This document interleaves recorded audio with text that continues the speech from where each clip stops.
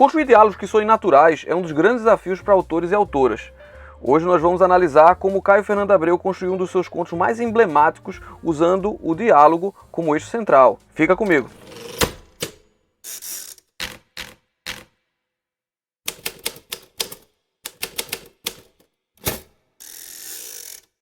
Antes de começar, eu queria combinar uma coisa com você. Eu tenho certeza que vai gostar da aula de hoje, então eu pediria que desse agora uma curtida no vídeo, aqui embaixo. Se ao final da aula você não gostar, é só tacar um dislike sem medo e sem remorso. Vamos combinar assim? Taca aí embaixo a curtida e vamos adiante. Nesse vídeo eu vou inaugurar um formato novo. É mais ou menos como um react para textos literários. O conto cuja leitura eu vou compartilhar com vocês nesse arquivo é Linda, uma história horrível, de Caio Fernando Abreu. É ele que vai ser o objeto de análise dessa aula. Fui marcando as minhas reações, fazendo alguns comentários sobre a técnica e os recursos que o autor utilizou. Ao final desse vídeo, eu vou mostrar para vocês como acessar esse documento e é só ficar comigo até o final para ter acesso a essa leitura compartilhada. Antes de começar a analisar o conto, vamos falar um pouquinho sobre alguns fundamentos do diálogo. O diálogo, em tese, seria tudo aquilo que não é narração. Seria aquilo que representa as falas das personagens. Mas eu gosto de usar o jargão musical. O diálogo seria uma composição na qual os instrumentos e as vozes se alternam ou se respondem. As personagens desempenham os papéis desses instrumentos ou dessas vozes. E um bom diálogo é aquele que aproveita as potencialidades de cada um deles. Um mau diálogo, para mim, é como se fosse uma orquestra que fosse formada só por tubas que tocam os mesmos acordes, as mesmas notas.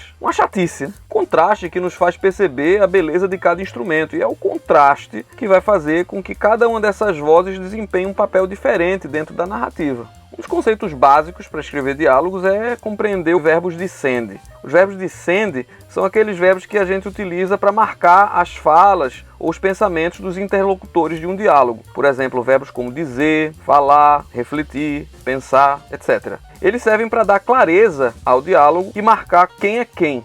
Apesar de ser necessário, o uso excessivo de verbos de sende pode cansar o leitor. Na verdade, eu particularmente gosto da economia nesse aspecto. Por exemplo, por que você tem que dizer que o personagem implorou, clamou, exortou, etc? O diálogo ele não acontece no vácuo, pelo menos não normalmente. Poucos contos são construídos a partir totalmente de um diálogo, mas normalmente o diálogo é apoiado pela narração e pelas descrições. Pensando assim, os verbos de sende forçados são muitas vezes desnecessários. As emoções ou sentimentos sugeridos por alguns verbos de sende intrometidos deveriam ser mostrados na cena. Os americanos são conhecidos por serem bastante econômicos com relação aos verbos de sende, mas não são os únicos. Se você quer um exemplo nacional, pegue o conto A Teoria do Medalhão, de Machado de Assis. Faça um exercício. Eu coloco o link para esse conto na descrição do vídeo. Conte quantos verbos de sende você identifica nesse conto. Você vai surpreender. Coloque depois nos comentários. Um outro aspecto problemático é quando o narrador comenta excessivamente o diálogo. Particularmente eu gosto quando as falas ficam subentendidas, quando podemos inferir vários significados sem que o narrador precise mostrar.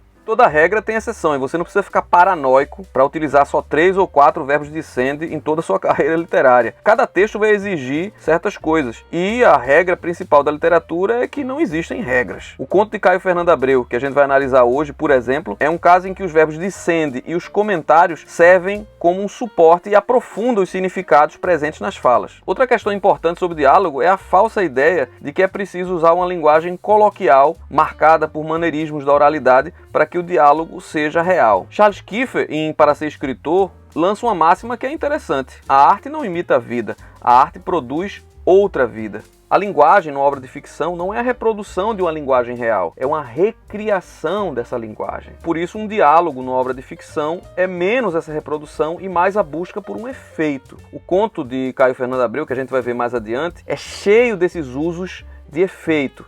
As falas dialogam não apenas com o universo das personagens, mas com o ambiente, com a descrição e ajudam a desenvolver o tema que é trabalhado. Claro que isso é uma poética, ou seja, é uma maneira de perceber o fazer literário, é a minha maneira de perceber o fazer literário. Mas pelo menos isso ninguém pode tirar de mim, não é? Uma terceira questão sobre diálogo, que para mim é a mais importante. Muitas vezes acreditam que um diálogo é posto numa narrativa para informar alguma coisa ao leitor. Os personagens dizem exatamente o que pensam sobre determinados assuntos. Mas aí vai uma novidade que não é nada nova. Em 90% do tempo, nós dizemos quase nada do que realmente pensamos. Se você não diz o que você pensa a maior parte do tempo, por que diabo seu personagem tem que dizer? As falas escondem muitas vezes intenções, subtextos, intertextos, insinuações. O grande diálogo talvez é aquele que consegue capturar o sentido do silêncio. Se você não se inscreveu ainda no canal, é o momento de você fazer isso. Clica aqui embaixo, se inscreva e receba as notificações todas as vezes que eu postar um vídeo novo.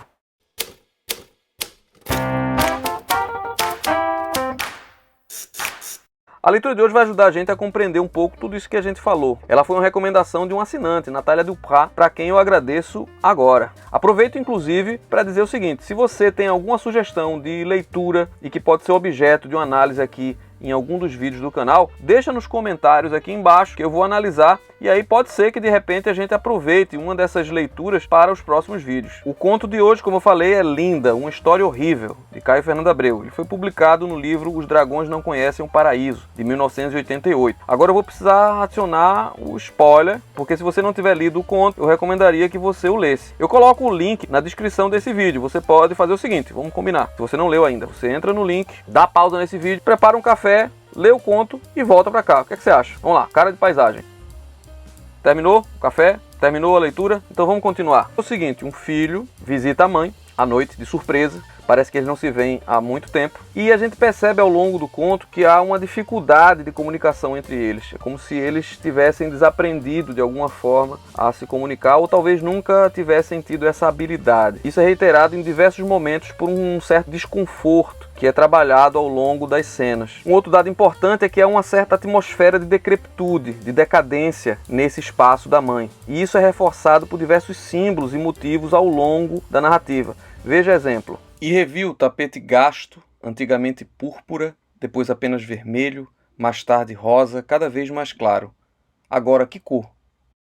Um inútil, sarnenta, só sabe dormir, comer e cagar, esperando a morte. Claro que é uma ironia latente aqui. A cadela, quase cega, sarnenta, à beira da morte, é quase uma representação da decadência, que vai ser um dos motivos importantes desse conto. Essa atmosfera de decadência parece insinuar o motivo da visita do filho. E aqui, mais uma vez, assinalo para o spoiler. Embora em nenhum momento se diga explicitamente no conto, a gente percebe, por várias pistas que vão sendo dadas ao longo do texto, que o filho é soro positivo e vai à casa da mãe para comunicar a doença. Deixa eu te ver melhor, pediu. Ajeitou os óculos, ele baixou os olhos, no silêncio, ficou ouvindo o tic-tac do relógio da sala. Uma barata miúda riscou o branco dos azulejos atrás dela. Tu estás mais magro, ela observou. Parecia preocupada.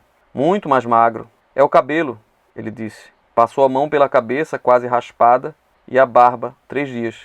Perdeu o cabelo, meu filho. É a idade, quase 40 anos. Apagou o cigarro, tossiu. E essa tosse de cachorro? Cigarro, mãe. Poluição. A mãe, nesse trecho, pela primeira vez, pede para examiná-lo de perto. O filho teme, nesse momento, que a mãe perceba os traços da doença e se encaminhe para o assunto. Assunto que, apesar de ter sido o motivo da vinda dele para casa, ele evita o tempo todo durante toda a conversa. Essa sequência é quase toda construída com pouquíssima intervenção do narrador na hora das falas. Quase nenhum verbo descende. E isso tem um motivo. Aqui o autor estabelece uma tensão constante. O ritmo precisa ser acelerado, porque a gente está na iminência dele contar exatamente por que veio à casa da mãe. Vejamos a sequência. Levantou os olhos. Pela primeira vez, olhou direto nos olhos dela. Ela também olhava direto nos olhos dele, verde, desmaiado por trás das lentes dos óculos, subitamente muito atentos. Ele pensou, é agora, nesta contramão. Quase falou, mas ela piscou primeiro. Desviou os olhos para baixo da mesa, segurou com cuidado a cadela sarnenta e a trouxe até o colo. Ele parece resoluto a contar, nesse momento. Há inclusive um intertexto de um poema de Ana Cristina César, Mocidade Independente, cujo link eu coloco embaixo na descrição, se você quiser depois vê-lo na íntegra, e que eu recito no final desse vídeo. Ele quase que evoca as musas para poder ter forças para contar finalmente. Ana Cristina César é como se fosse essa evocação dessa musa. Mas vai tudo bem? Tudo, mãe. Trabalho? Ele fez que sim. Ela acariciou as orelhas sem pelo da cadela, depois olhou outra vez direto para ele. Saúde. Diz que tem umas doenças novas aí, vi na TV, umas pestes. Graças a Deus, ele cortou. Acendeu outro cigarro, as mãos tremiam um pouco. E Dona Alzira, firme?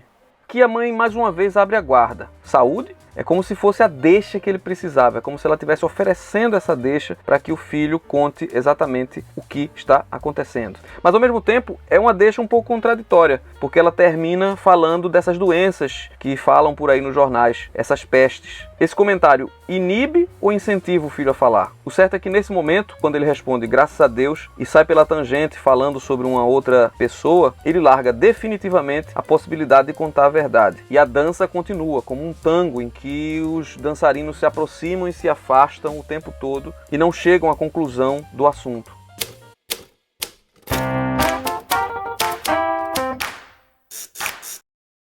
Talvez a coisa mais interessante desse conto seja realmente os subtextos desse diálogo. É uma aula de como o diálogo não acontece separado do resto da narrativa. Eu vou compartilhar com vocês a minha leitura completa desse texto. Vocês podem ver o link que está no final da descrição desse vídeo e esse link vai dar acesso a um documento que vai ter meus comentários de todos os aspectos, não só sobre o diálogo, mas sobre a construção dos temas e motivos desse conto, que também oferece uma aula sobre esse assunto. Se você achar que deve, compartilhe esse vídeo em suas redes. Assim ele vai ser mais visualizado e vai poder chegar a mais pessoas. Por hoje é só e até a próxima.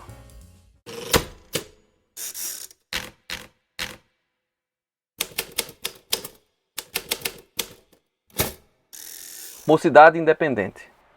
Pela primeira vez infringi a regra de ouro e voei para cima sem medir as consequências. Por que recusamos ser proféticas? E que dialeto é esse para a pequena audiência de Serão? Voei para cima. É agora, coração, no carro em fogo pelos ares, sem uma graça atravessando o estado de São Paulo. De madrugada por você e furiosa. É agora, nesta contramão.